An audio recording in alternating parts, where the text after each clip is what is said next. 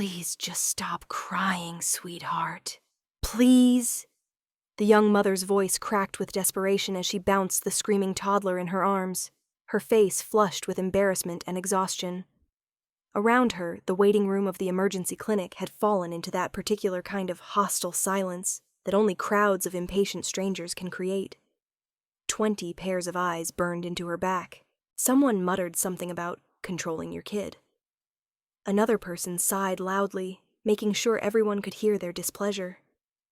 Olivia Mitchell sat 3 chairs away, clutching her swollen wrist against her chest, watching the scene unfold with a familiar ache in her heart. The little boy couldn't have been more than 2 years old, his face red and tear-streaked, his tiny fists batting at his mother's shoulders as he wailed inconsolably. The poor woman looked like she was about to cry herself. "Some people shouldn't have children," a sharp-faced man in a business suit announced to no one in particular, his voice deliberately loud. The young mother's shoulders hunched forward, and she turned her body away, as if she could physically shield herself and her son from the judgment. The child only screamed louder. Olivia made a decision. She stood up, cradling her injured wrist, and walked over to the struggling mother. "Excuse me," she said softly. "Would you mind if I tried something?" The woman looked up, her eyes red-rimmed and grateful. "Please, I don't know what's wrong. He won't stop and everyone is staring and—" "I know," Olivia said gently. "May I?" The woman nodded frantically, and Olivia positioned herself next to them, her good hand reaching out to lightly touch the child's back. Then, quietly at first, she began to sing. The words were Russian, ancient and soft, rising and falling in a melody that seemed to belong to a different world entirely. Her grandmother had sung it to her when she was small, had taught her every word even though Olivia barely spoke the language. It was a song about moonlight and safe harbors, about a mother's love protecting her child through the darkest night. The effect was immediate and startling. The toddler's screams stuttered, then stopped. His head turned toward Olivia, his wet eyes wide with confusion and wonder.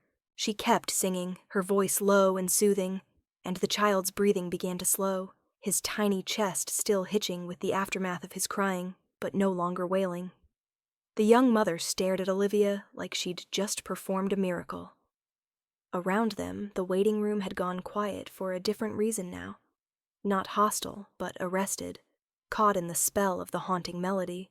Olivia finished the verse, then smiled at the little boy, who was now watching her with drowsy fascination, his thumb creeping toward his mouth. "There you go, sweetheart," she whispered. "Thank you," the mother breathed. "Thank you so much. I don't know how you did that." "My grandmother's secret weapon," Olivia said with a small smile, "works every time." She was about to return to her seat when she felt it, that prickling sensation at the back of her neck that told her she was being watched. Not with the irritated judgment of the other patients, but with something else, something intense. Olivia turned. Near the entrance to the emergency room, standing absolutely still, was a man who didn't belong in a place like this. Or perhaps more accurately, this place didn't seem worthy of him. He was tall, broad-shouldered, wearing a black coat that probably cost more than Olivia's monthly rent. Dark hair swept back from a face that could have been carved from marble. Sharp cheekbones, a strong jaw, lips pressed into a hard line. His eyes, even from across the room, were startling in their intensity. Ice blue and locked directly on her, but what caught her attention most were his hands. Even from here, she could see the ink crawling up from his collar, disappearing into his sleeves. Tattoos covered what she could see of his throat, intricate patterns that spoke of a world she only knew from news reports and whispered warnings. He was staring at her like he'd seen a ghost. 2 men flanked him, both built like brick walls, both watching her with the kind of attention that made her stomach drop. One of them leaned in to say something to the man in the center, but he didn't respond. Didn't even blink. Just kept staring at Olivia with an expression she couldn't read. Shock, maybe, or recognition, though that made no sense. She'd never seen him before in her life. She would have remembered. The moment stretched out, becoming uncomfortable. Olivia looked away first, her heart hammering for reasons she didn't want to examine. She hurried back to her seat, sitting down and focusing very hard on her injured wrist, which had begun to throb in earnest. She'd fallen at the restaurant where she worked, slipped on a wet floor, and caught herself badly. Her manager had grudgingly allowed her to leave early to get it checked, but Olivia knew she'd hear about it for weeks. She couldn't afford to miss shifts. Not with her student loans, her rent, her grandmother's care facility bills. "Olivia Mitchell?" She looked up. A nurse stood in the doorway, clipboard in hand. Finally. She'd been waiting for almost 2 hours. Olivia stood carefully and walked toward the nurse. As she passed the area where the man had been standing, she couldn't help but glance over. He was gone. So were his 2 companions. The relief she felt was disproportionate to the situation, and she knew it. Just a man staring. People stared for all kinds of reasons. Maybe she'd reminded him of someone. Maybe he'd been listening to the lullaby, and it had meant something to him. She forced herself to focus on the nurse, who led her back through the maze of hallways to an examination room. X-rays, she was told. Just a precaution. The swelling was significant. An hour later, she emerged with her wrist wrapped in a compression bandage, not broken, thankfully, just badly sprained, and instructions to rest it for at least a week. As if she could afford to take a week off from carrying heavy trays and plates, the night had fallen while she was inside, and the air had turned cold. Olivia pulled her thin jacket tighter and started the 4-block walk to the bus stop. This neighborhood wasn't great, but it was the closest clinic to her apartment that took her insurance. She walked quickly, her footsteps echoing off the pavement. She was halfway down the 2nd block when she heard footsteps behind her. "Don't panic," she told herself. "People walk on sidewalks. It doesn't mean anything." But the footsteps matched her pace, staying consistently about 20 feet back. When she sped up slightly testing, they sped up too. Olivia's mouth went dry. She fumbled in her pocket for her phone with her good hand, prepared to call. Who? She was still 2 blocks from the bus stop. Even if she ran, her injured wrist would slow her down. The footsteps grew closer. She spun around, ready to scream, to fight if she had to. A black car pulled up to the curb beside her with a soft purr of an expensive engine. The back door opened, and the man from the hospital leaned out. Up close, he was even more devastating. And more dangerous looking. The tattoos on his neck continued up behind his ear, disappearing into his hairline. His eyes, that piercing ice blue, fixed on her with an intensity that made her breath catch. "Get in," he said. His voice was deep, accented, Russian, she realized with a start. Like the lullaby. "I don't think so," Olivia said, proud that her voice only shook a little. She took a step back. "The man following you," the stranger said calmly, "is not someone you want to meet in a dark alley. Get in the car. I'm not asking again." Olivia glanced behind her.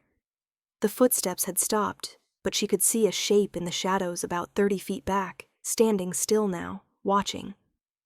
"How do I know you're not more dangerous than he is?" she asked, looking back at the man in the car. Something that might have been amusement flickered across his face. "You don't, but at least I'm giving you a choice. He won't." It was the truth of that statement that decided her. Olivia climbed into the car.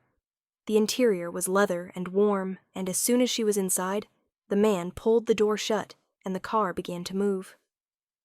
One of the men from the hospital sat in the driver's seat. The other was in the front passenger seat. Both of them had the look of people who were very, very good at violence. The man beside her hadn't stopped watching her. In the close confines of the car, Olivia became acutely aware of how much space he took up, how his presence seemed to fill every available inch. He smelled like expensive cologne and something darker, like smoke and night air. "Where are we going?" she asked, her hand tightening on the strap of her purse. "Where do you need to go?" "The bus stop on... Where do you live?" Olivia's jaw tightened. "I'm not telling you where I live." "Your choice. We can drive around the city until you decide I'm not going to hurt you, or you can give me an address and be home in 10 minutes. He tilted his head slightly, studying her. "You're afraid. Good. You should be." But not of me. Not of you? Olivia heard the edge in her own voice. You're covered in prison tattoos. You have 2 men who look like they murder people for breakfast, and you've basically kidnapped me off the street. Why exactly should I trust you? You shouldn't. He leaned back against the seat, still watching her with those unsettling eyes. But you will. The arrogance of it should have made her angry. Instead, it made her aware of something else. The way he was holding himself, carefully, like a man exercising great restraint. The tension in his shoulders. The way his hands, marked with rings on 3 fingers, rested on his thighs, but kept flexing slightly, as if he wanted to reach for something and was forcing himself not to. The song, he said quietly. Where did you learn it? So that was it. The lullaby. My grandmother taught me. She was from Russia, immigrated here in the 70s. Why? His jaw tightened, a muscle jumping. Your grandmother's name? I'm not telling you that either. Was it Katya?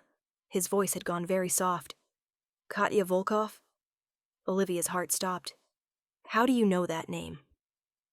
The man closed his eyes, just for a moment, and when he opened them again, something in his expression had shifted. The dangerous edge was still there, but underneath it was something raw. Something that looked almost like pain. That song, he said, was written by my great-grandmother. It's been passed down in my family for 4 generations. Very few people outside the family know it. Your grandmother. He stopped, seeming to search for words. She must have known my family, in Russia. Before. Before what? Before everything. He gestured to one of the men in the front seat. Marco, take us to the estate. Wait, Olivia said quickly. No, I want to go home. Not yet. The man, she still didn't know his name, turned back to her. You sang my mother's lullaby to a stranger's child in a hospital waiting room. You're either incredibly stupid or incredibly kind, and I don't think you're stupid. His eyes bore into hers. I need to know why you know that song. I need to know what your grandmother told you about Russia, about the families there, and you need to understand that the moment you sang those words, you drew attention from people you don't want to know. What people? But even as she asked, Olivia felt cold dread settling into her stomach. She'd heard stories, of course, about the Russian organizations that operated in the city's shadows, about the violence that came with them, the codes and rules that outsiders could never understand. People like the man who was following you tonight, he said. That wasn't random. He was at the hospital. He heard you sing. And he recognized what I recognized, that you know things you shouldn't know. It's just a song, Olivia protested. Just a lullaby my grandmother taught me. I don't know anything about... Your grandmother knew Katya Volkov. That name means something. Or it did, before the purge. He leaned forward slightly. I'm going to take you somewhere safe. We're going to talk. And then, I'm going to make sure no one else comes looking for you. Do you understand? No, Olivia said honestly. I don't understand any of this. You will. He pulled out his phone, began typing something. What's your name? She hesitated. I'm trying to help you, he said with the air of someone not used to having to explain himself. Your name? Olivia Mitchell. Olivia. He said it carefully, like he was testing how it felt. I'm Alexei Volkov. Volkov. The same last name he'd said her grandmother had. Olivia's mind raced, trying to remember the stories her grandmother had told her before the dementia had taken most of her memories. Stories about a big house in the countryside, about a family with 3 sons, about leaving in the middle of the night, her grandmother's mother carrying her through the snow. Your family, Olivia said slowly. In Russia.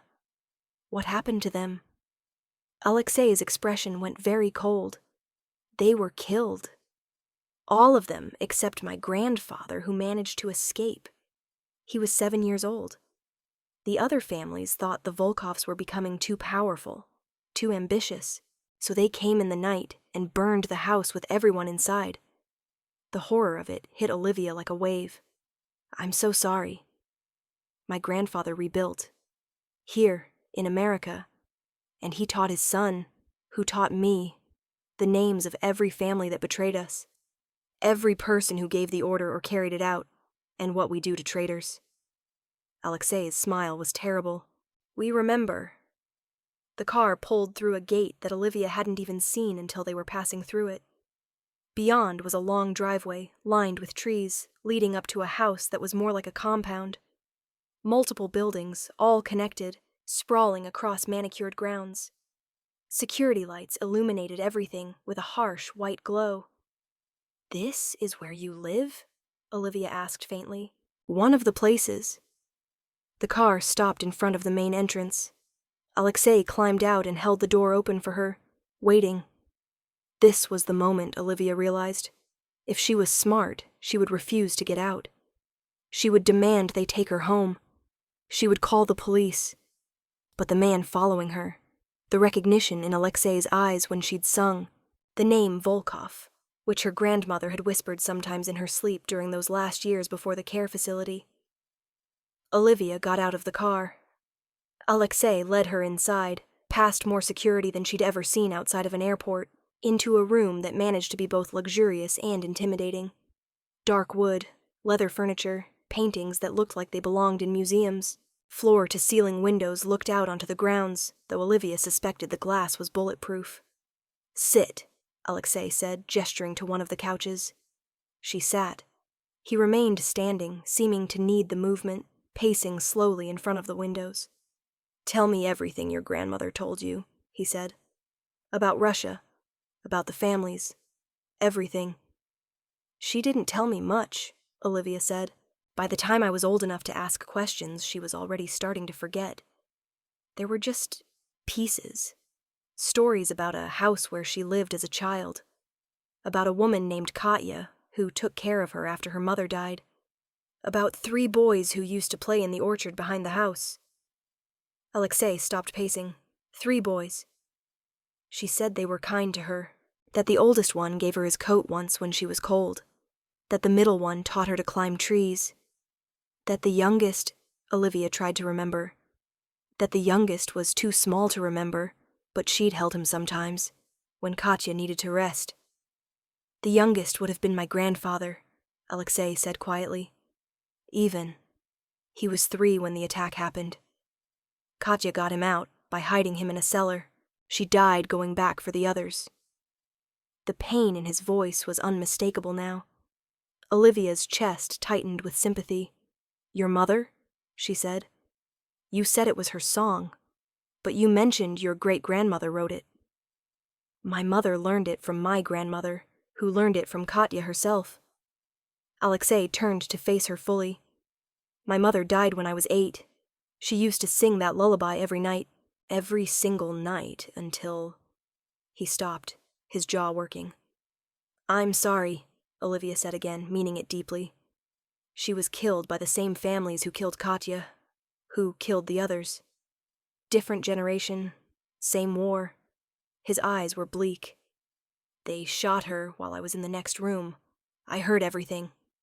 Olivia stood up without thinking, drawn by the rawness in his voice. "Alexei, I took over the family when I was 22.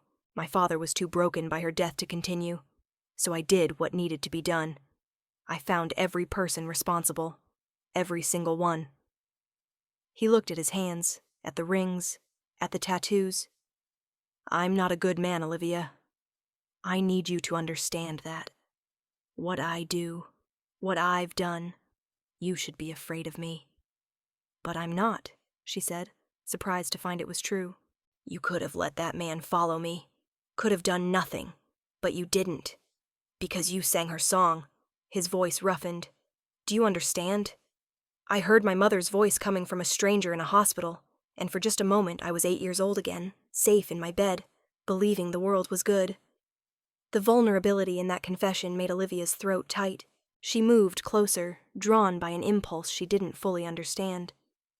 "It's a beautiful song. It saved my grandfather's life. Katya sang it while she hid him, kept him quiet during the attack. He said later that was what he remembered most, her voice, singing that lullaby while the house burned above them. Olivia was close enough now to see the details of his tattoos. Russian script along his neck, Orthodox crosses mixed with other symbols she didn't recognize, the markings of a life she couldn't imagine. "Your wrist," Alexei said, noticing how she was cradling it. "Let me see." "It's fine, just a sprained." "Let me see." There was command in his voice, the automatic authority of someone used to being obeyed.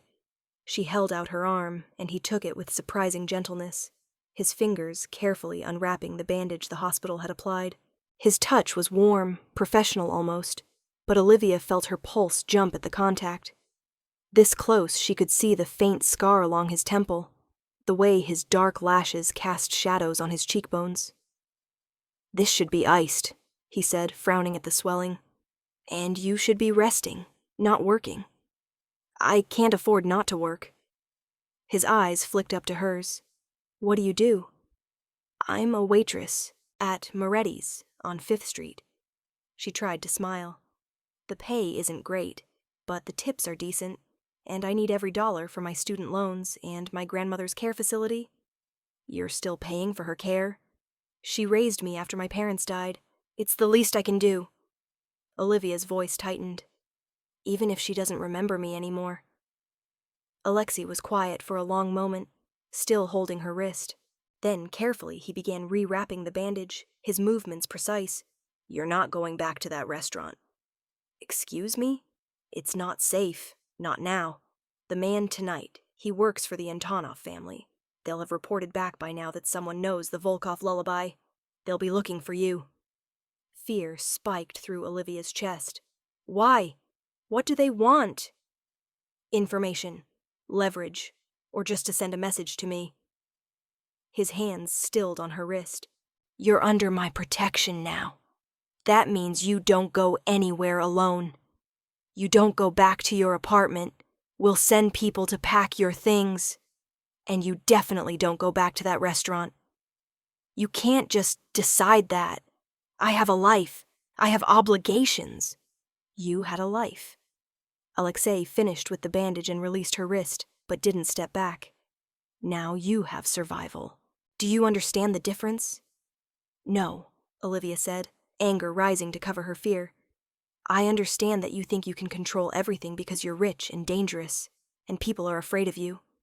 But I'm not some pawn in your family war. I sang a lullaby, that's all." "That's everything," he corrected, his voice hard. "In my world, songs matter. Names matter. History matters. And your grandmother knew things, taught you things, that make you valuable to people who would hurt you without a second thought. Then tell them I don't know anything else. Tell them the song doesn't mean anything. They won't believe me. And even if they did..." He stopped, something shifting in his expression. "I wouldn't let you go now anyway." The way he said it, low and intense, made Olivia's breath catch. "What?" "You brought my mother back to me tonight. For 30 seconds in that hospital I heard her voice, felt that safety again. Do you have any idea how rare that is? How precious?" His hand came up, hesitated, then touched her cheek with a gentleness that contradicted everything about him. "I'm a violent man, Olivia. I've done things that would make you sick. But I protect what's mine. And the moment you sang that song, you became mine to protect." "I'm not yours," she whispered, but without conviction. Because something about the way he was looking at her, the careful reverence in his touch, made her want to lean in rather than pull away. "Not yet," Alexei agreed. "But you will be. Because despite what you think, you're not safe in your old life anymore. And because..." His thumb stroked along her cheekbone, his eyes searching hers. "Because I haven't felt anything but anger and duty for 10 years. And then you sang.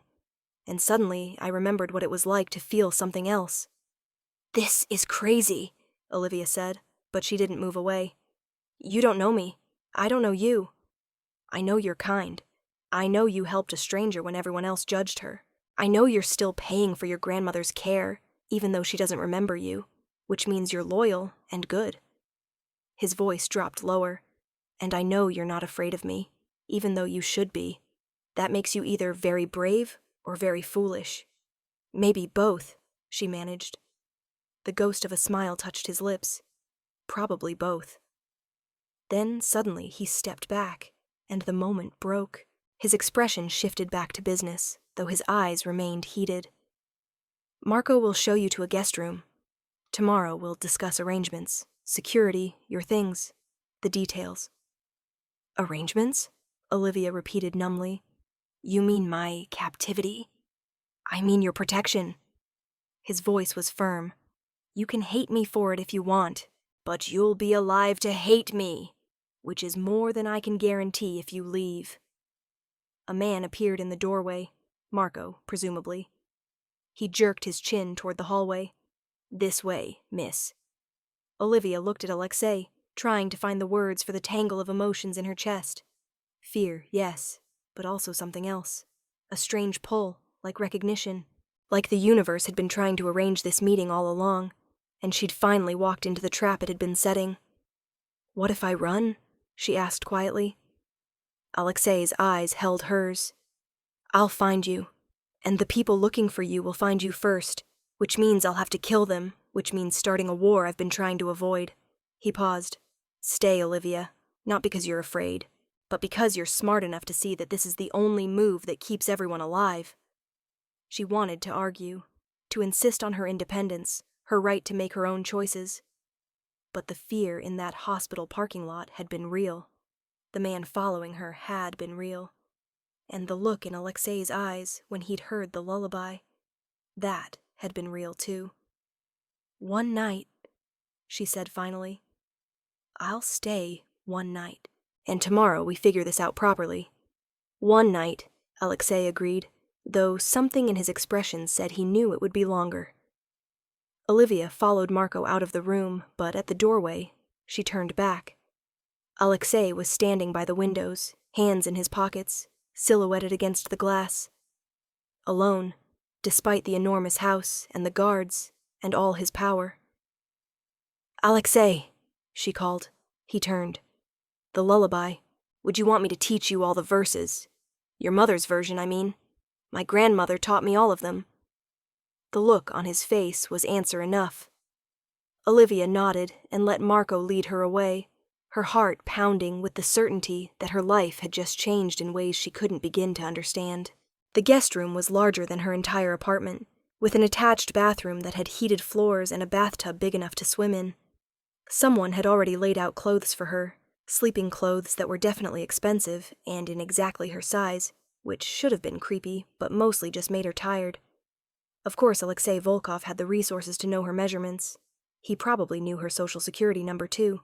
Olivia showered carefully, keeping her injured wrist dry, then dressed in the soft pajamas and climbed into the enormous bed. She should be planning her escape, should be figuring out how to get back to her normal life. Instead, she lay in the dark and thought about the way Alexei had looked when he heard the lullaby. The pain in his voice when he'd spoken about his mother, the gentleness with which he'd touched her face, like she was something precious and fragile. He was dangerous. He'd admitted as much, a violent man who'd done terrible things. Everything logical said she should be terrified. But she kept remembering that frozen moment in the hospital when their eyes had met. The recognition, the feeling that something important had just clicked into place.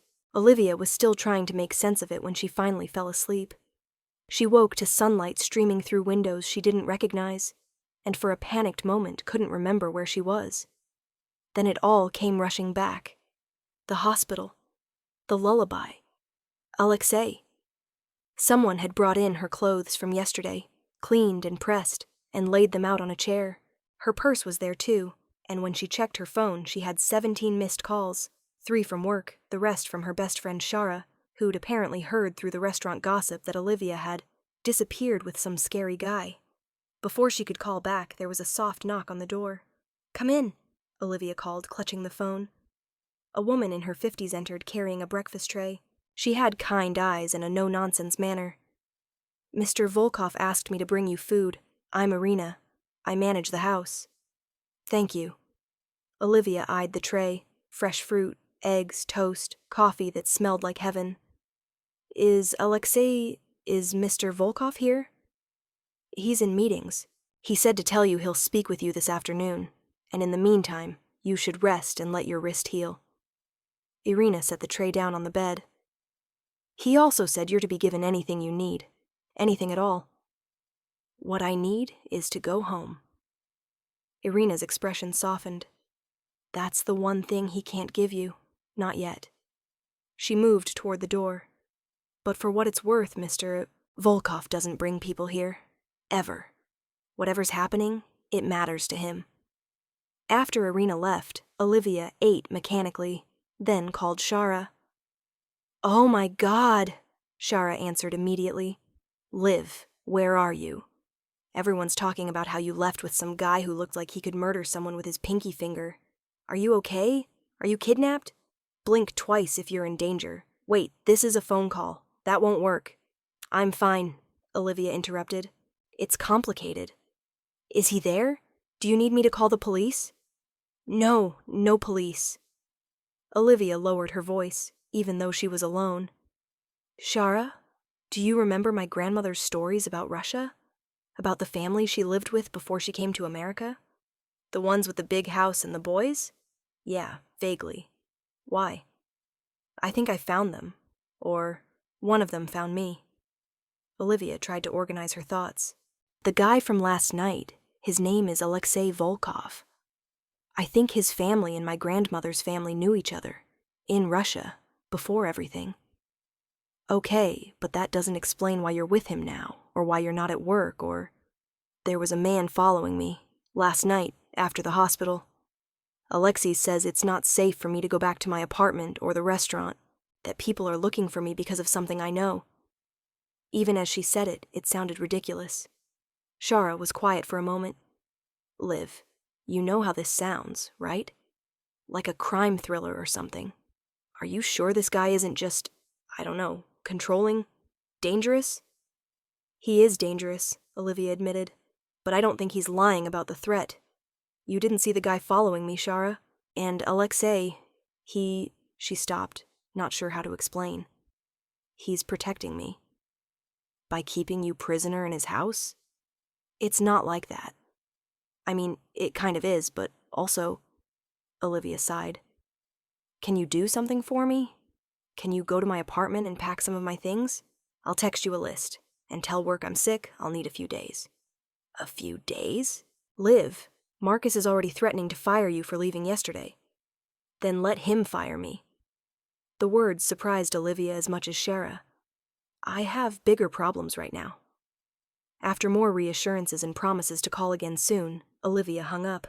She spent the rest of the morning exploring the areas of the house she was allowed to access, which turned out to be most of it. The compound was massive, multiple wings connected by glass walkways. She counted at least a dozen security personnel, all of whom nodded politely but watched her carefully. She was in a library, an actual library with floor-to-ceiling books and a rolling ladder, when Alexei found her. Reading? He asked from the doorway. Olivia turned, her heart doing that annoying skip thing again. In daylight, he was even more striking. He wore dark pants and a white dress shirt, with the sleeves rolled up, revealing more of the intricate tattoos on his forearms. His hair was damp, like he'd recently showered, and those ice-blue eyes tracked her movements with predatory focus. Trying to distract myself, she admitted. Your library is impressive. My grandfather's, actually. He believed education was the most important gift he could give his children. Alexei moved into the room, his presence seeming to shrink the large space. How's your wrist? Better? The swelling's down? She held it up as evidence. Irina brought me ice and anti-inflammatories. Good. He stopped a few feet away, close enough that she could smell that cologne again, mixed with something that might have been expensive soap. I've had your apartment cleared. Your things will be here this evening. Olivia bristled. You didn't have permission to do that. I had necessity. His voice was calm, implacable. Your building had someone watching it. One of Antonov's men. If you'd gone back, you would have been taken. The casual way he said it made Olivia's blood run cold. Taken where? Somewhere I couldn't get you back from without starting a war. Alexei's jaw tightened. I told you, this is serious. The Antonov family has been looking for any excuse to move against me for 3 years. They think I'm too young to hold my territory, too impulsive to be a good leader. If they took you, they could demand concessions. Or worse. What's worse? His eyes met hers, stark. They could hurt you to hurt me. And they would. I've done things to them, Olivia. Things they want revenge for, if they knew you were important to me. But I'm not, she interrupted. Important to you. I'm just someone who happened to know a song. You're wrong. He said it simply. Certainly. You became important the moment I heard my mother's voice again. And every moment since, you've become more important. He took a step closer. I had my people dig into your grandmother's history. Katya Volkov did help her escape Russia. Hid her with her own daughter, got them both out before the attack. Your grandmother was 7 years old. Katya saved her life. Olivia's throat tightened. I didn't know. She never told me exactly how she escaped. She probably didn't remember much. Trauma does that, especially to children. Alexei's voice softened. But that makes you family, in a way. Your grandmother was saved by mine. That debt, it means something. It means I would protect you anyway, even without the song. You don't owe me anything because of something that happened 50 years ago. That's not how my world works. He was close now, close enough that Olivia had to tilt her head back to maintain eye contact. Debts matter, history matters, and you matter, whether you want to accept that or not. This is insane, Olivia whispered. My life was normal 3 days ago. Normal, Alexei repeated, with a hint of something that might have been amusement. You were working yourself to exhaustion at a job that doesn't appreciate you, barely making rent, visiting a grandmother who doesn't recognize you. That's not normal. That's survival. At least here, you're surviving in comfort. That's not fair. It's true. His hand came up, that same gesture from last night, and this time he did touch her face, his palm warm against her cheek. You can be angry at me. Hate me, even. But don't pretend your old life was better than this. Olivia should have pulled away, should have been frightened by his proximity, his certainty, the way he was looking at her like she was already his. Instead, she found herself leaning into his touch, just slightly. You're very arrogant, she said, but without heat. Yes. No apology in his voice. I've had to be, to survive, to lead, to keep my people safe. His thumb brushed her cheekbone. But with you, I want to be something else. Someone who can hear that lullaby and remember what it was like before all the blood and violence. I don't know if I can be that for you, Olivia admitted. I'm not equipped for this. Any of this. You were brave enough to help a stranger's crying child. Brave enough to get in my car when you knew it was dangerous. Brave enough to stay here, even though everything tells you to run. Alexei's eyes searched hers. You're stronger than you think. Before she could respond, his phone buzzed. He checked it and his expression went cold. I have to go. There's a situation that needs handling. What kind of situation? The kind you don't need to worry about. He stepped back, and Olivia felt the loss of his warmth like a physical thing. Stay in the house. Don't go outside the walls, not even with security. Not until I get back. Alexei, promise me, Olivia. The command in his voice was absolute. This isn't a game. Promise me you'll stay inside. Fine, I promise. He studied her for another moment, as if memorizing her face, then turned and left. Olivia stood in the empty library, her cheek still tingling where he'd touched her, and tried to understand what was happening to her life. Hours passed. Olivia explored more of the house, ate lunch with Irina, who told her stories about Alexei as a boy, how serious he'd been, how devoted to his family, how everything changed after his mother died. He was this bright, laughing child, Irina said quietly. Always getting into trouble, always making his mother smile. And then, after, it was like someone turned off a light inside him. He grew up overnight, became hard. You've known him a long time, Olivia said, since he was born. I worked for his parents before. Everything. Irina's eyes were sad. I've watched him become the man he is now, respected, feared, powerful. But lonely, so lonely, even when he's surrounded by people. The words stayed with Olivia as the afternoon stretched into evening. Her things arrived in boxes, carried in by silent men who wouldn't meet her eyes. She unpacked mechanically, hanging her modest clothes in a closet that could have held 50 times as much, setting her few books on shelves that dwarfed them. This wasn't her life. These weren't her things anymore. Everything felt displaced, wrong, like she was playing at being someone she wasn't. Night fell. Alexei still hadn't returned.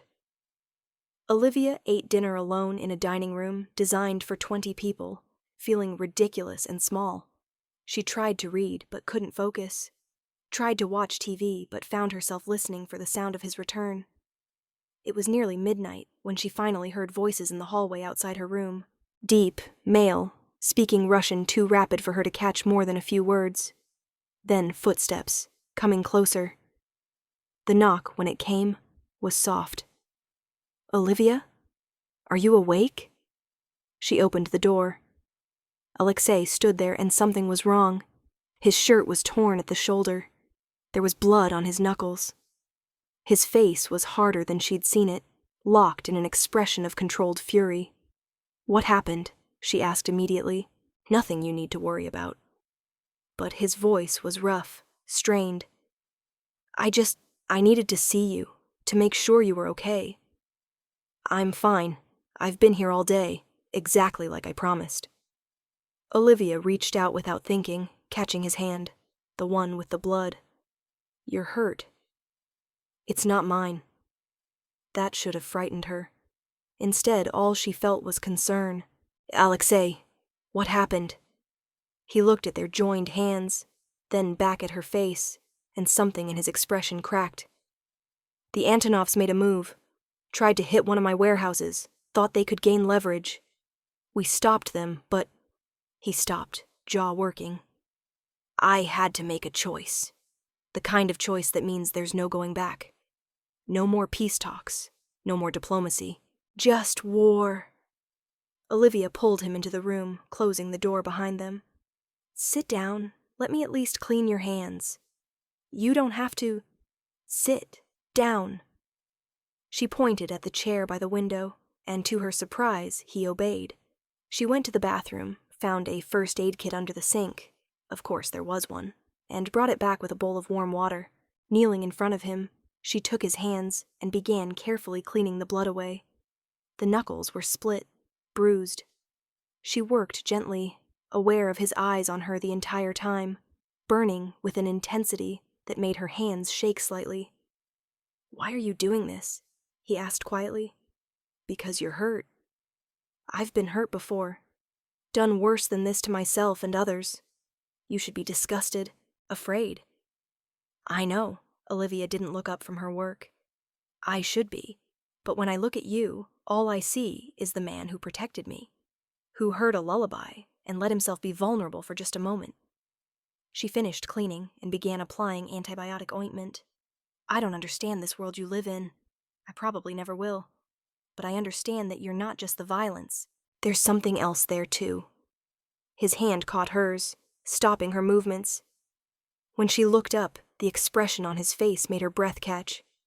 You have no idea what you do to me, he said roughly. What it means to come back from something like tonight and see you here. Safe, looking at me like I'm not a monster. You're not. I am. His grip tightened slightly. I've done monstrous things, Olivia. Tonight, I had to send a message. The kind of message that makes sure no one ever tries this again. Men died because of my orders. And I don't regret it, because they threatened what's mine. What's yours? Olivia repeated softly. You. He said it fiercely, certainly. Whether you accept it yet or not. You're mine to protect. Mine to keep safe. And tonight proved that I would burn down this entire city before I let anyone take you from me." The raw possessiveness in his voice should have frightened her. Instead, it sent heat rushing through her body, made her pulse race with something that wasn't fear at all. "That's crazy," she whispered. "Yes." He pulled her closer until she was kneeling between his legs, their faces inches apart. "I know. I've known you for 1 day. 1 day. And already I can't imagine letting you go. That's not rational, not smart. But I stopped caring about smart the moment I heard you sing. Alexei." She didn't know what she wanted to say. Didn't know how to explain that she felt it too, that impossible pull. His hand came up to cup her face, and this time when he leaned in, she didn't pull away. The kiss was gentle at first, questioning, giving her time to refuse. But when she didn't, when she instead leaned into him, it deepened into something hungry and desperate. Olivia's hands went to his shoulders, feeling the solid muscle beneath his torn shirt. He kissed like a man who'd been starving and had just found sustenance, his other hand sliding into her hair, tilting her head to deepen the angle. When they finally broke apart, both breathing hard, Alexei rested his forehead against hers. "Tell me to stop," he said roughly. "Tell me this is too fast, too much." "I should," Olivia admitted. "This is insane. We barely know each other." "But you won't tell me to stop." "No." She met his eyes. "I won't." The smile that crossed his face was the first truly unguarded one she'd seen. It transformed him, made him look younger, less dangerous. More like the boy Irina had described, before tragedy had hardened him. "Then sing for me," he said softly. "Please, I need to hear it again. My mother's lullaby." Olivia settled more comfortably, still kneeling between his legs, and began to sing. Quietly at first, then with more confidence as she saw the effect it had on him. His eyes closed, his breathing slowed, and the tension in his shoulders gradually eased. She sang all 3 verses, just as her grandmother had taught her. About moonlight and safe harbors. About a mother's love that endures beyond death. About finding home in the midst of chaos. When she finished, Alexei's eyes were still closed, but there were tears on his cheeks. "Thank you," he said hoarsely. "You have no idea. Thank you." Olivia reached up and wiped the tears away with her thumb. "She loved you very much. Your mother. I can hear it in the song. The way my grandmother sang it. The way it was passed down. All that love. I forget sometimes." His voice was raw. "I forget there was a time before all this. Before the violence and the power plays and the constant vigilance. But when you sing, I remember."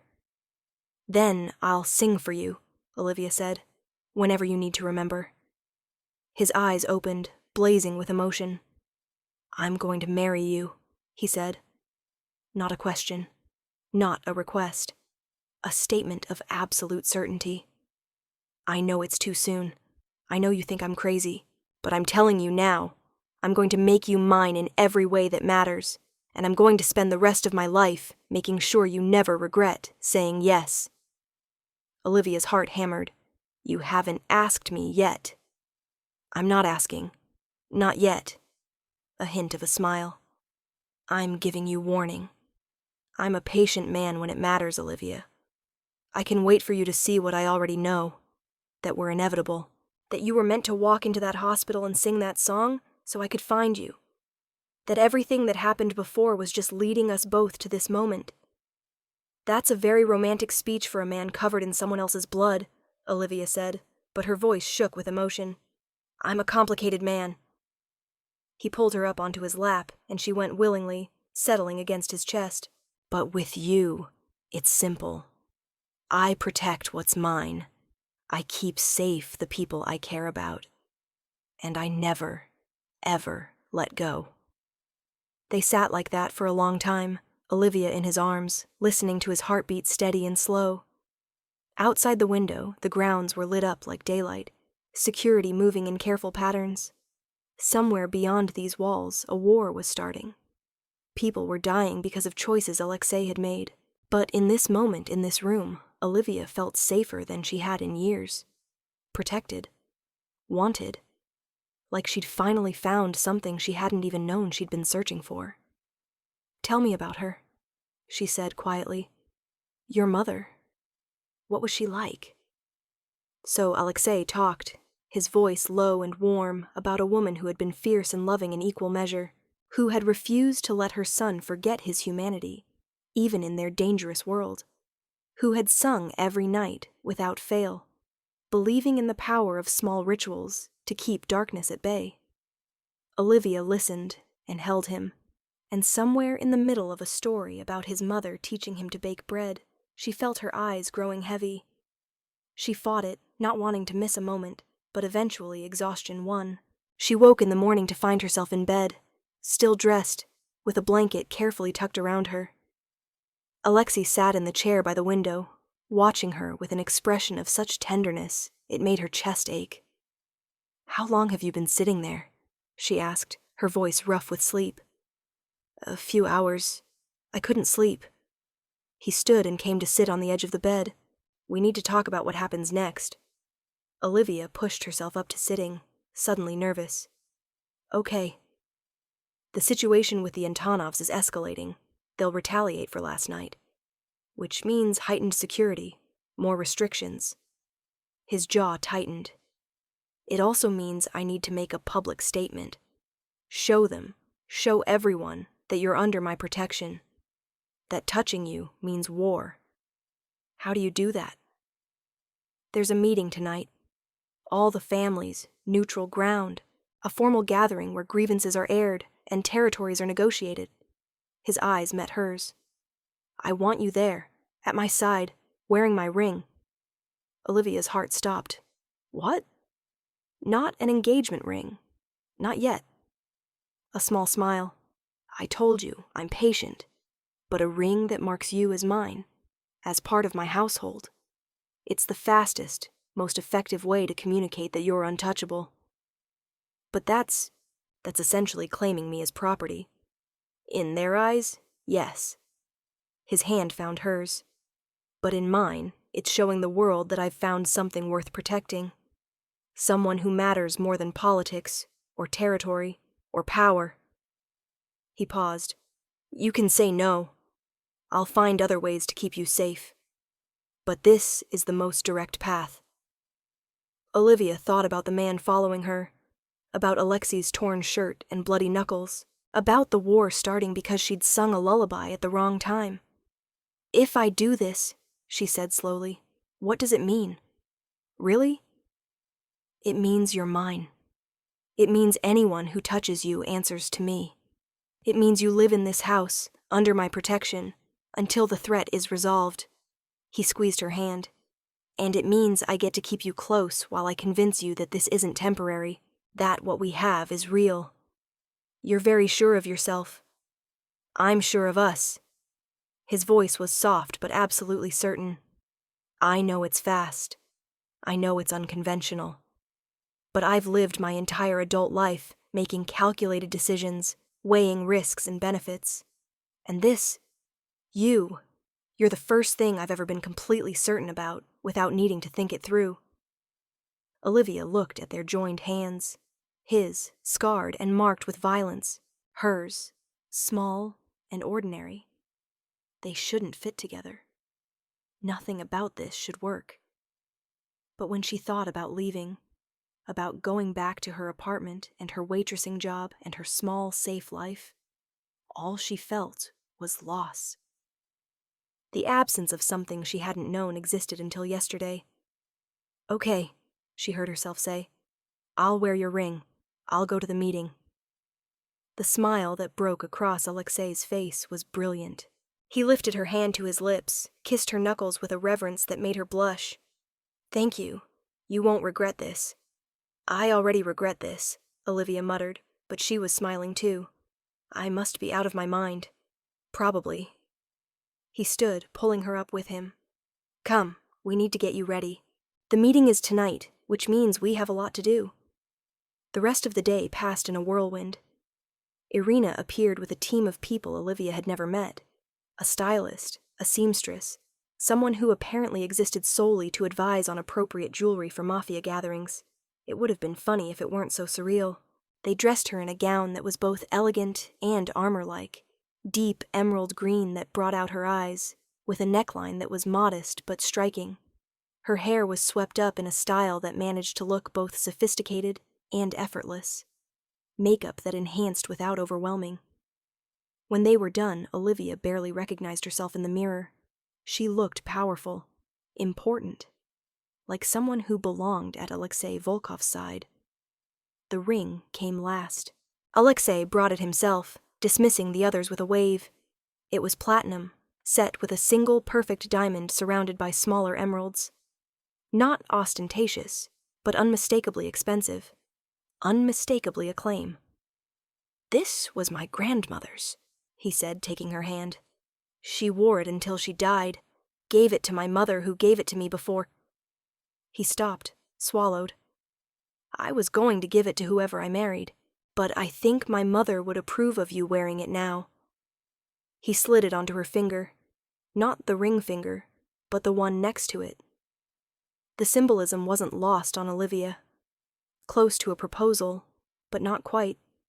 A promise of things to come. "It's beautiful," she said softly, watching the light catch in the stones. "It pales next to you." Alexei tilted her chin up, his eyes searching hers. "Are you ready?" "No, but let's do this anyway." The meeting was held in a hotel ballroom that had been cleared of its usual furnishings and transformed into something resembling a throne room. Long tables arranged in a square, high-backed chairs, men in expensive suits, many with visible weapons, all with the look of people who lived with violence as a constant companion. Olivia's hand tightened on Alexei's arm as they entered. Every eye in the room turned to them. The weight of their attention was crushing. "Easy," Alexei murmured. "You belong here. Remember that." He led her to the head of one of the tables, pulled out a chair, waited until she was seated before taking his own seat beside her. The message was clear. She wasn't hidden away or protected in the background. She was at his side, equal in presentation if not in actual power. An older man across from them, gray hair, cold eyes, a scar running from his temple to his jaw, studied Olivia with open interest. "Volkov, you bring a guest to a gathering of families. That's unusual." "Dmitri." Alexei's voice was pleasant, but there was steel underneath. "Allow me to introduce Olivia. She's under my protection. Any who harm her will answer to me personally." Protection. Dimitri's smile didn't reach his eyes. Strong word. One might think she was more than just a guest. One would be correct. Alexei's hand moved to cover Olivia's on the table, making sure the ring was visible. "As of this moment, she is part of my household. Any grievance against her is a grievance against me. Any threat to her is an act of war." Murmurs rippled around the room. Olivia felt dozens of eyes on her ring, calculating, assessing. "That's quite a claim," another man said, younger, with hard eyes and an expensive watch. "What makes this woman so special that you'd extend your protection so publicly?" "That's none of your concern, Petrov." Alexei's voice went cold. "But since you ask, she saved someone important to me. She knows things about my family, about our history, and she is brave enough to sit in a room full of killers and not show fear, which is more than I can say for most. It was a challenge, delivered with casual confidence, daring anyone to push back." An older woman, the only other woman in the room, Olivia realized with a start, laughed. "Well said, Alexei Volkov. It's about time you showed interest in something other than revenge and territory." She nodded to Olivia. "Welcome, girl. Don't let these men intimidate you. They're all cowards under the expensive suits." "Katerina," one of the men growled, "show respect." "Respect is earned, Mikhail, not demanded. You should know that by now." The woman, Katerina, smiled at Olivia. "I knew your grandmother, child. Katya Volkov was a fierce woman. She would be pleased to see her legacy protecting you now. Olivia blinked in surprise. You knew her? I was a girl when she died, but yes. My mother served in the Volkov household before the attack. Katerina's expression softened. Katya saved many lives that night, including those of children who weren't her own. Your grandmother was one of them. I didn't know, Olivia said quietly. She never told me the details. Trauma silences us, Katerina said. But the debts remain. Alexei is right to protect you. It's what Katya would have wanted. The tension in the room had shifted. Not gone, but changed. The open hostility had been replaced by something more calculating. Alexei had made his claim, and the older woman's endorsement had given it weight. The meeting proceeded. Discussions of territory, of grievances, of the escalating situation with the Antonovs. Olivia understood perhaps half of what was being said, but she kept her face calm, her posture straight. She was playing a role, she realized. The role of Alexei's partner, his chosen one. And everyone was watching to see if she could pull it off. It was Dmitri who finally brought up the elephant in the room. The incident last night at the warehouse. 6 men dead, Volkov. That's not a minor skirmish. That's a statement. The Antonovs made the statement when they attacked my property, Alexei said calmly. I simply responded in kind. You escalated. I defended what's mine. His hand tightened on Olivia's, and I will continue to do so. Anyone who stands with the Antonovs should consider carefully whether this is the war they want to fight. Threatening other families now? Dmitri's voice was soft, dangerous. Warning them. Alexei leaned forward slightly. I don't want this war.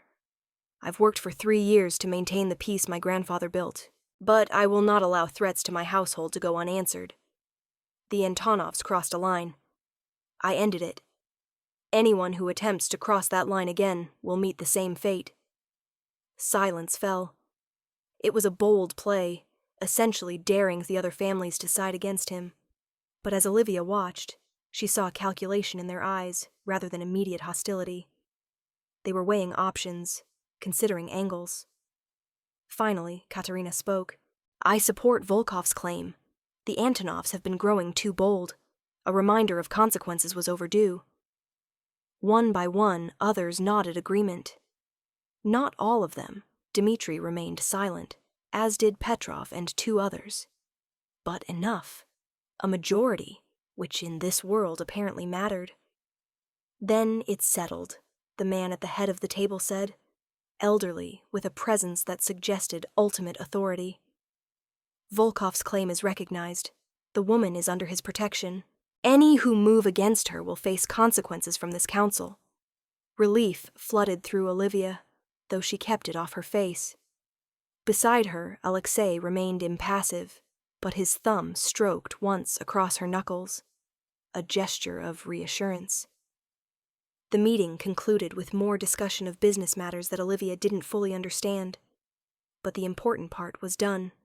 She had been claimed, recognized, protected by more than just Alexei's personal power.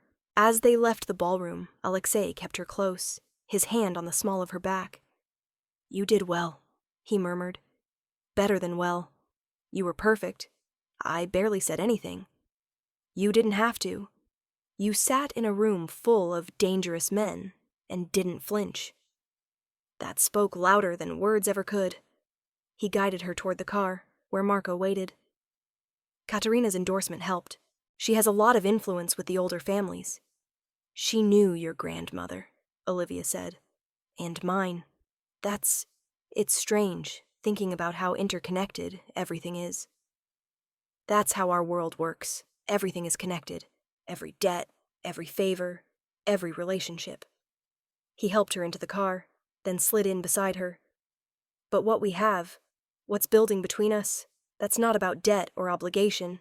That's something else entirely. Olivia turned to look at him in the dim interior. What is it, then? I don't have a word for it yet. His hand found hers again, his fingers linking with hers. But I know I want to find out. I know that when I'm with you, the weight I carry feels lighter. The anger that's driven me for 10 years becomes something I can set down, at least for a while. I'm not a cure for your pain, Alexei. No, but you're a reminder that there's more to life than pain, more than revenge and duty and endless vigilance. He brought her hand to his lips, kissed her knuckles. Let me court you properly. Let me show you what we could be together. Court me? Olivia couldn't help but smile. That's very old-fashioned. I'm a traditional man in some ways. His own smile was slow, devastating. I believe in claiming what I want, in fighting for what matters. And you matter, Olivia, more than I can explain. You're very intense, she said softly. Yes. Is that a problem? I don't know yet. But even as she said it, Olivia knew she was lying. It wasn't a problem. If anything, his intensity called to something in her she hadn't known existed. A desire to be claimed, protected, cherished with that kind of fierce devotion. They rode the rest of the way in comfortable silence, and when they arrived back at the compound, Alexei walked her to her room. At the door, he stopped, turning to face her. Thank you, he said quietly. For tonight, for wearing my ring, for trusting me. I'm not sure trust is the right word. More like hopeful faith. Olivia looked down at the ring on her finger. This is real, isn't it? The danger, the protection, all of it. Yes, I wish I could tell you otherwise, but yes. The Antonovs won't stop.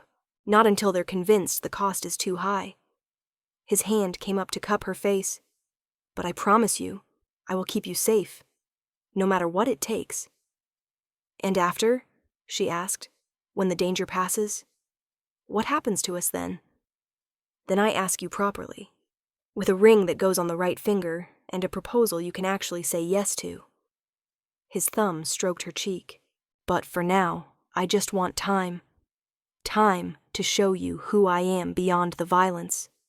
Time to learn everything about you. Time to convince you that this isn't madness. Or if it is, it's the kind worth embracing. Olivia turned her face into his palm, placed a gentle kiss there. You're very sure this will work. I'm sure I'll do everything in my power to make it work. He leaned down, brushed his lips against her forehead. Sleep well, Olivia. Tomorrow I'll take you somewhere special. Just us, away from all this. I want to show you something. After he left, Olivia prepared for bed in a daze. She caught sight of herself in the mirror, still in the elegant gown, the ring glittering on her finger, her hair styled in a way that made her look like a stranger. But the woman in the mirror didn't look frightened anymore. She looked powerful, like someone who could stand beside a man like Alexei Volkov and not be overwhelmed. Maybe that was who she'd always been, underneath. Maybe it had just taken a dangerous man and an old lullaby to bring it to the surface. The next morning, Alexei appeared at her door, dressed more casually than she'd yet seen him. Jeans, a black sweater that clung to his frame, leather jacket. He looked younger, less like a crime lord, and more like a man who could take her on a normal date. Ready? He asked. You still haven't told me where we're going. It's a surprise. He held out his hand, and after a moment's hesitation, she took it. They drove for over an hour, leaving the city behind for rolling countryside. Alexei drove himself, no security in sight, and Olivia realized this was deliberate, a gift of normalcy, of privacy they couldn't have within the city limits. Finally, he pulled off onto a private road that led through woods to a small house by a lake. It was beautiful in its simplicity, stone and wood surrounded by trees, with the water sparkling beyond. What is this place? Olivia asked as they got out. It belonged to my mother. She bought it before she married my father, kept it as a place to escape when the family obligations became too much. Alexei's voice was soft. After she died, no one came here. My father couldn't bear it. But I've kept it maintained, visited sometimes when I needed to remember. He led her inside. The house was small but beautifully preserved, comfortable furniture, a stone fireplace, windows that looked out onto the lake. Photos on the walls showed a younger Alexei with a woman who must have been his mother, both of them laughing, carefree. She was beautiful, Olivia said, studying one of the photos. She was everything good in my life. Alexei came to stand beside her. She wanted me to grow up differently than my father did. More balanced, more aware of the world beyond our family business. She used to bring me here and make me leave all of that behind. Just for a few days, she'd say. Just long enough to remember we're human. You miss her, Olivia said softly. Every day. He turned to her. But when you sang that lullaby, for the first time since she died, I felt like I could access the good memories without drowning in the loss. You gave me that gift. Olivia's throat tightened. I'm glad. They spent the day exploring the property, walking by the lake, sitting on the dock with their feet dangling over the water, talking about everything and nothing. Alexei told her about his childhood, about the moments of normalcy between the violence, about his mother's dreams for him, and how he'd tried to honor them, even as he embraced the darker parts of his inheritance. Olivia told him about growing up with her grandmother, about her parents' death when she was young, about the struggles of paying for school while working full-time, about the loneliness of the last few years, watching her grandmother fade into dementia, feeling like she was losing the last person who truly knew her. You're not alone anymore, Alexei said, his arm around her shoulders as they sat on the dock watching the sunset. I know that's presumptuous. I know I'm essentially a stranger. But I mean it. You're not alone. It's strange, Olivia admitted. I should be terrified. Should be planning my escape. But instead, I'm sitting here thinking about how this feels right. How you feel right, even though that makes no sense. My grandfather used to say that the heart knows things the mind can't understand. Alexei's fingers traced patterns on her shoulder. He met my grandmother in the middle of a war. She was hiding from soldiers. He was running from the fire that killed his family. They had nothing. Knew each other for 3 days before he asked her to marry him. 3 days? Olivia turned to look at him. 3 days. She said yes, and they were married for 52 years before she died. He never looked at another woman, never regretted his impulsive proposal. Alexei's eyes met hers. So when I say I know we're meant to be together after only 2 days, I'm not being rash. I'm following a family tradition. Olivia laughed despite herself. That's a terrible argument. But you're not saying no. I'm not saying yes either. Not yet. She sobered. I need to know, Alexei. If the threat passes, if the Antonovs back down, or are dealt with, or whatever happens, will you still want this? Will I still be someone you want? Or am I just a refuge from the violence? His hand came up to frame her face, forcing her to hold his gaze. You're not a refuge. You're a revelation. You're the first person I've met who looks at me and sees something worth saving. His voice roughened. I've spent 10 years becoming the thing people fear. Building walls, eliminating threats, making sure no one ever gets close enough to hurt me again. And then you sang, and every wall I've built crumbled. So no, you're not temporary. You're not a distraction, or a refuge. You're everything I didn't know I needed. That's a lot of pressure, Olivia whispered. Then let me carry it. He leaned his forehead against hers. Let me prove it to you. Every day, in every way I can think of. Let me show you that this isn't infatuation or trauma bonding or any other rational explanation. It's just us, finding each other at exactly the right moment. The kiss, when it came, was slow and sweet. Not desperate like before, but certain. A promise being made, being sealed with the touch of lips and the gentle exploration of 2 people learning each other. When they finally pulled apart, the sun had set completely, stars beginning to appear overhead. Alexei stood, pulled her up, kept her hand in his. Stay tonight, he said. Here, at the house. No security, no obligations. Just us. Alexei, in separate rooms, he clarified with a small smile. I'm courting you, remember? That means I'm going to take my time, do this properly, but I want to wake up knowing you're here.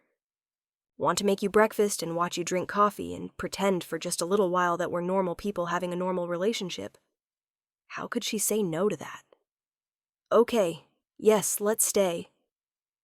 The house had 2 bedrooms, and true to his word, Alexei gave her the larger one, the one that had clearly been his mother's. The bed was soft, the linens fresh, despite the house being unused. Someone had been maintaining it carefully, keeping it ready. Olivia changed into sleep clothes Alexei had somehow thought to pack, then wandered back downstairs to find him building a fire in the fireplace. He'd changed too, into sweatpants and a t-shirt that showed off the breadth of his shoulders, the strength in his arms. "Can't sleep?" he asked without turning. "Too much in my head." She came to sit on the couch. "This house, it feels peaceful, like nothing bad could touch it. That's what my mother always said, that she'd put all her hope and love into these walls, and they kept the darkness out." He got the fire going, then came to sit beside her. I think she knew, toward the end. Knew that things were escalating, that someone might make a move. She made me promise that I'd keep this place, never sell it.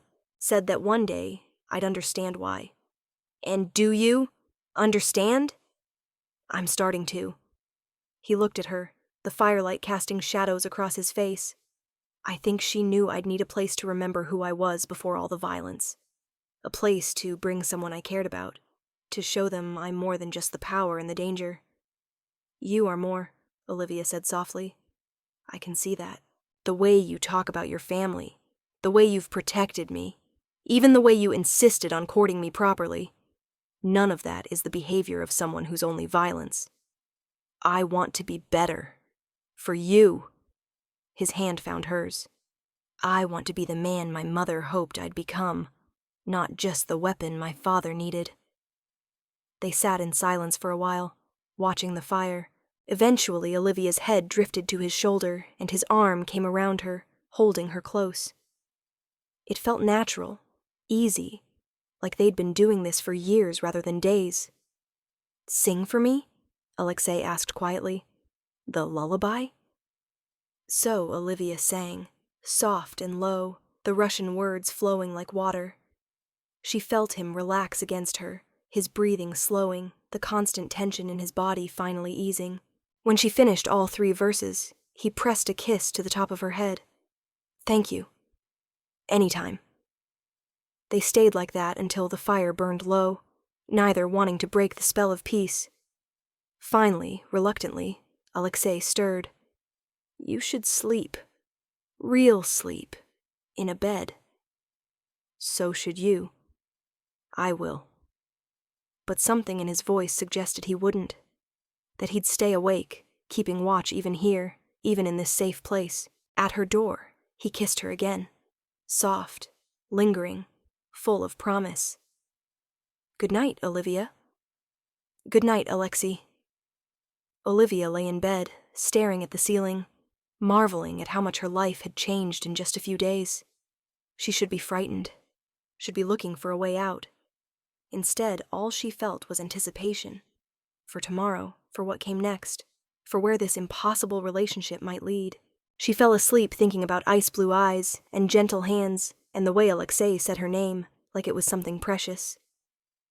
The next morning, she woke to the smell of coffee and cooking. She found Alexei in the kitchen, making breakfast with the kind of focus he probably brought to everything. Eggs, toast, fresh fruit arranged on plates.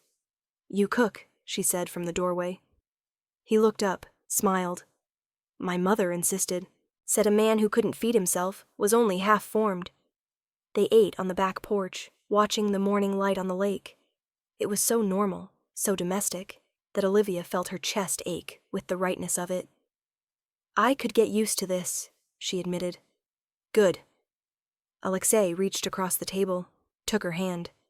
Because I'm planning on many more mornings like this. Here, or at the compound, or wherever you want. As long as I get to wake up knowing you're there. You're very romantic for a crime boss. I contain multitudes. His smile was wry. Plus, I had an excellent example. My parents were devoted to each other. Even in the midst of all the danger and politics, they made time for moments like this, for remembering why they chose each other. What happened to your father? Olivia asked. You mentioned he was too broken to continue after your mother died, but where is he now? He's retired, lives in Europe, in a villa by the sea. I visit him twice a year. Alexei's expression was complicated. He's not the same man he was when she was alive. It's like her death took some essential part of him.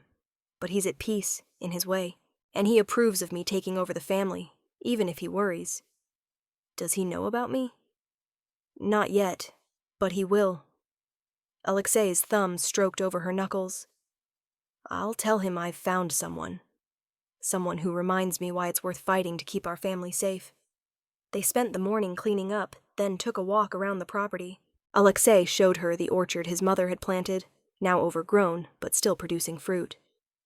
The small boathouse by the lake. The clearing where his mother used to paint, easels set up to catch the light. She was an artist? Olivia asked. In her free time, which wasn't often, but she made the most of it. He pointed to the house. Most of the paintings inside are hers. She had talent, but never wanted to pursue it professionally. Said art should be for joy, not obligation. I like that philosophy. They stayed until late afternoon, reluctant to return to reality, but finally, inevitably, they had to go back. Back to the compound, to the security and the danger, and the complex web of family politics. On the drive back, Alexei's phone rang multiple times. He ignored it, keeping his attention on the road and on Olivia, but she could see the tension returning to his shoulders. You should answer it, she said.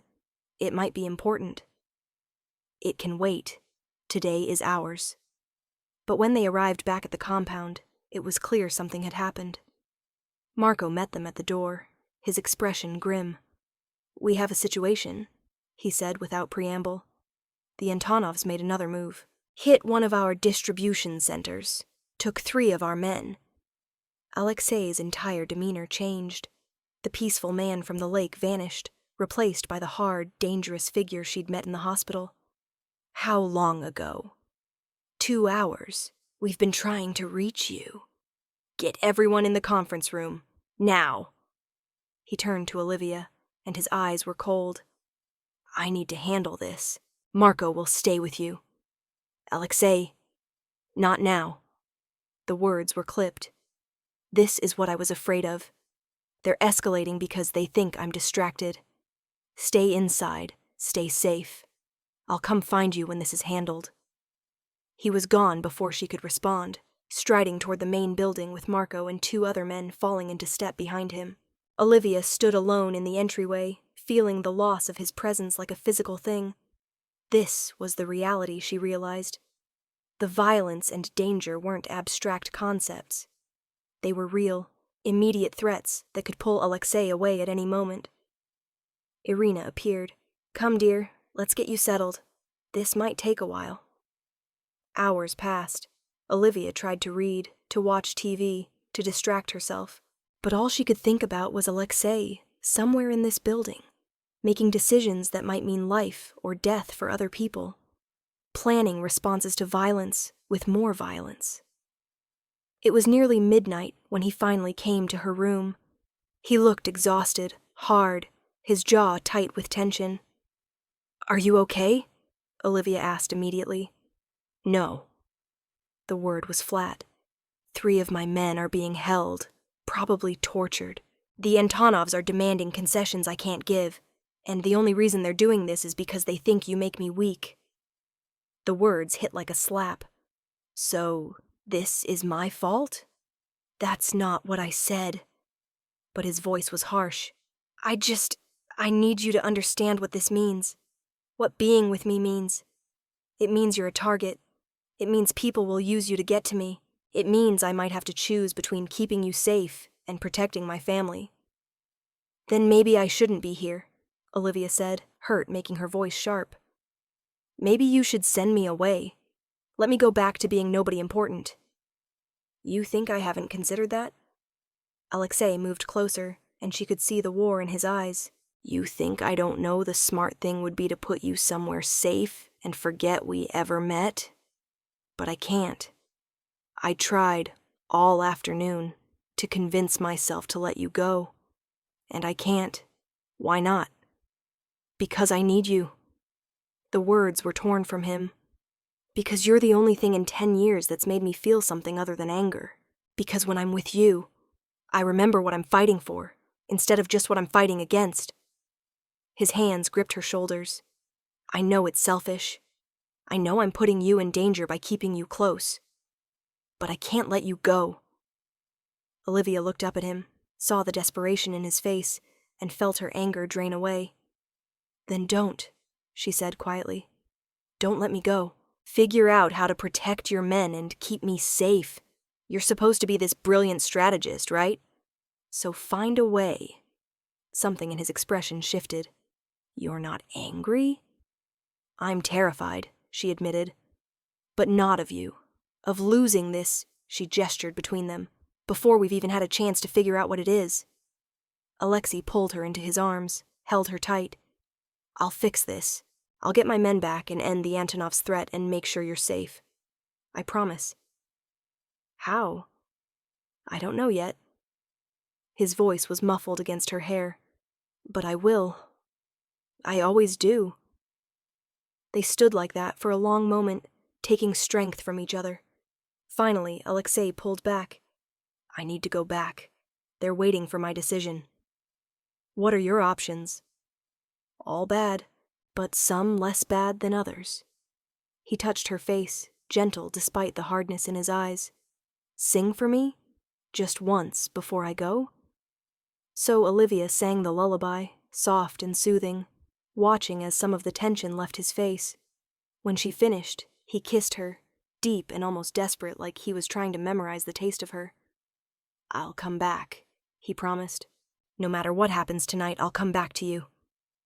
Then he was gone, and Olivia was alone with her fear and her hope and the ring on her finger that marked her as his. She must have dozed off on the couch, because the next thing she knew, early morning light was streaming through the windows and someone was shaking her shoulder gently. Olivia, wake up! She opened her eyes to find Alexei crouching beside her. He looked terrible, exhausted, with blood on his shirt and a bruise forming on his jaw. But he was smiling. It's done, he said. The men are safe. The Antonovs have been dealt with. It's over. Olivia sat up quickly. What does dealt with mean? It means their leadership has been eliminated. The family that remains has agreed to stand down, accept oversight from the council. His voice was matter of fact, reporting facts. It means the threat to you, to me, to everyone I care about, is neutralized. You killed them. Not a question. I did what was necessary. Alexei's eyes were hard. They took my men, tortured them, threatened you. I ended it the only way that would ensure it stayed ended. Olivia should have been horrified, should have recoiled from the casual way he admitted to killing. Instead, all she felt was relief that he was safe, that it was over. What does this mean for us? She asked. It means I can ask you properly now, without the threat hanging over us, without ulterior motives or strategic necessity. He took her hand, the one with his grandmother's ring. Olivia Mitchell, I know it's only been a week. I know by every rational measure this is too fast, too intense. But I also know that I've never been more certain of anything in my life. He slid off the couch, onto one knee, and produced a small box from his pocket. Inside was another ring, similar to the one she wore, but with a larger diamond, clearly an engagement ring. I'm not a good man, he said quietly. I've done terrible things, will probably do more terrible things to protect what's mine. But with you, I want to be better. Want to be the man my mother hoped I'd become. Want to build something that's more than just power and violence. His eyes met hers. Marry me, Olivia. Be my wife, my partner, my safe harbor. Let me spend the rest of my life proving that this impossible thing between us is real. Tears were streaming down Olivia's face. You're right, this is crazy. It's too fast. I barely know you. I know. You're dangerous and violent, and your world terrifies me. I know that too. But when I'm with you, I feel more alive than I have in years. More seen, more valued, more myself. She cupped his face in her hands. Yes. God help me. Yes. I'll marry you. The smile that broke across Alexei's face was transformative. He slid the engagement ring onto her finger, the proper finger this time, then surged up to kiss her. This kiss was different from the others, celebratory, claiming, full of promise and possession in equal measure. When they finally broke apart, both breathing hard, Alexei rested his forehead against hers. I'm going to make you happy. I promise. Whatever it takes. You already do, Olivia said softly. When you're like this, not the crime boss or the dangerous man, just you make me happier than I knew was possible. Then let me be just me, as often as I can, with you. They stayed like that, wrapped in each other, as the sun rose fully outside. Somewhere in the compound, Alexei's men were celebrating the victory. Somewhere in the city, the news was spreading that the Antonovs had fallen. But here, in this moment, none of that mattered. What mattered was a lullaby sung in a hospital waiting room. A connection forged across generations. Two people who should never have met, finding each other at exactly the right time. Tell me about the wedding, Olivia said eventually. I assume you have opinions. Many opinions. Alexei pulled her onto his lap, held her close. But we'll plan it together. Your choices matter as much as mine. More even. I just want everyone to know you're mine. Want to stand up in front of every family and declare it publicly. A statement. The ultimate statement. He kissed her temple. That Alexei Volkov, who spent 10 years building walls, has found someone worth tearing them all down for. You're very poetic for a gangster. I'm a man of hidden depths. His smile was warm, genuine. You'll have years to discover them all. Years. The word sent a thrill through Olivia. Years of mornings like this. Years of learning him, being learned in return. Years of building something real out of this impossible beginning. Your grandmother, Alexei said suddenly. I'd like to visit her with you. Tell her that you're safe, that you're happy, that Katya Volkov's kindness has come full circle. Olivia's throat tightened. She won't understand. She barely recognizes me anymore. Maybe not, but she might recognize the lullaby. And even if she doesn't, you'll know. You'll know that you're honoring the connection between our families, the debt that's being repaid in the best possible way. They went that afternoon, Olivia and Alexei together. The care facility was modest, but clean and warm. Her grandmother sat by a window, staring out at nothing. Hi, Grandma, Olivia said, kneeling beside her chair. I brought someone to meet you. This is Alexei. Alexei Volkov. No recognition in the clouded eyes. Alexei's grandmother was Katya, Olivia continued, taking her grandmother's hand. The woman you told me about. The one who saved you. For a moment, nothing. Then Olivia began to sing the lullaby, soft and gentle. Her grandmother's head turned. Her eyes focused just for a second, and something that might have been recognition flickered across her face. Her lips moved, forming words that were barely audible. Katya, she whispered. Katya's song. Alexei moved closer, his voice thick with emotion. Yes, Katya's song. She saved you, and now her grandson is protecting your granddaughter. The circle is complete. The moment passed. Her grandmother's eyes went distant again, the brief clarity fading. But it had been there. That flicker of memory, of connection. They stayed for an hour, Olivia singing and talking, Alexei sitting quietly beside her. When they finally left, both of them had tears in their eyes. Thank you, Olivia said in the car, for understanding why that mattered. Family matters, Alexei said simply. History matters. And honoring the people who brought us to this moment, that matters most of all. The wedding, when it happened 3 months later, was exactly what Alexei had promised. A statement. Every family in the city attended, along with representatives from territories across the country. The venue was lavish, the security extensive, the message clear. Olivia was his, and anyone who threatened her would face the full wrath of the Volkov family. But for all the show and politics, what Olivia remembered most was the private moment before the ceremony. Alexei, finding her in the dressing room, tradition be damned, needing to see her. "You're not supposed to be here," she said, though she was smiling. I don't care about supposed to." He stood in the doorway, staring at her in her wedding dress like she'd hung the stars. "You're breathtaking." "So are you." He wore a black suit that had clearly been custom-made, fitting him perfectly. The tattoos on his neck were visible above the collar, a reminder of who he was beneath the formal attire. "Are you sure?" he asked quietly. "This is your last chance to run." "I'm not running." Olivia crossed to him, took his hands. "I'm exactly where I want to be. With a violent criminal who's dragged you into a world you never asked for.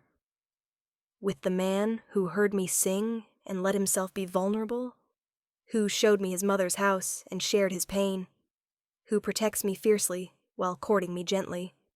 She smiled. "I choose you, Alexei Volkov. Every day I choose you." He kissed her then, deep and thorough, not caring who might see or what tradition said. When he pulled back, his eyes were bright with emotion. "I love you," he said. "I should have said it before, said it properly. But I love you, Olivia, more than I knew was possible. I love you too." The words came easily, naturally. My dangerous, complicated, surprisingly romantic man. The ceremony itself was traditional Russian Orthodox, rich with ritual and symbolism. As they exchanged vows and rings, Olivia looked out at the assembled guests and marveled at her life. A year ago, she'd been a struggling waitress with no family and no prospects. Now she was marrying into one of the most powerful families in the city, surrounded by people who would kill or die at her new husband's word. It should have been terrifying. Instead, it felt like coming home. At the reception, Katerina approached them, smiling. "Congratulations, children. Alexei, your mother would be so proud." "Thank you, Katerina." Alexei's arm tightened around Olivia's waist. "For everything, your support has meant more than you know." "The old ways matter," Katerina said. "Debts are paid, honor is satisfied. But more than that, you two are good for each other. I see the way you look at her, boy. Like she's the sun, and you're finally warm after years of cold." After the formal dinner, after the toasts and the dancing and the endless parade of well-wishers, Alexei finally pulled Olivia aside. "Want to escape?" "God, yes." They slipped out a side door, Alexei leading her through gardens to a small gazebo at the edge of the property. Inside, someone had set up champagne and blankets. The sounds of the party were distant here, muffled. "Did you plan this?" Olivia asked. "I always have an escape route." He pulled her down to sit beside him, poured champagne. "To us, to impossible beginnings and inevitable endings." "Inevitable?" "We were always going to end up here." His voice was certain. "From the moment you sang that lullaby, our paths were set. Fate, destiny, whatever you want to call it." "I don't believe in fate." "You didn't," he corrected. "But maybe you do now." Olivia sipped her champagne, considered. "Maybe I do. Because logically, none of this should have worked. But here we are." "Here we are," he echoed. "Married, safe, together." "What happens now?" she asked. "After tonight, after all the pageantry. What's our life going to look like? Whatever we want it to." Alexei set down his glass, took her hands. "I'll still have responsibilities, still have duties to the family, but I'm restructuring things, delegating more. I want time with you, want to take you to my mother's house on weekends, travel to Russia to visit the old estates, build something that's ours." "Children?" The word slipped out before Olivia could stop it. "If you want them." His eyes softened. "I'd like to have children with you, to raise them differently than I was raised, with your grandmother's kindness and my mother's strength." to teach them the lullaby, and all the other ways love survives generations. That sounds perfect. Olivia leaned into him, felt his arms come around her. All of it sounds perfect. They sat in the gazebo for hours, talking and dreaming, planning a future that a week ago would have seemed impossible. When they finally returned to the party, hand in hand, everyone could see the change. The crime boss and his unlikely bride, united not just by strategy or politics, but by genuine love. The story would become legend in the families.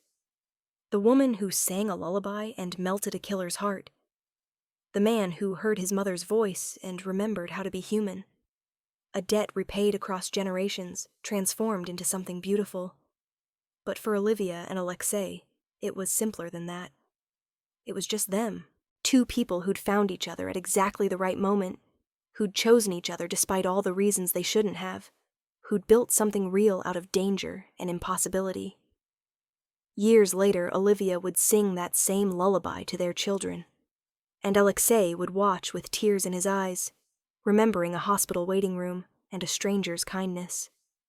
Remembering the moment his life changed forever, all because of an old Russian lullaby and a woman brave enough to sing it.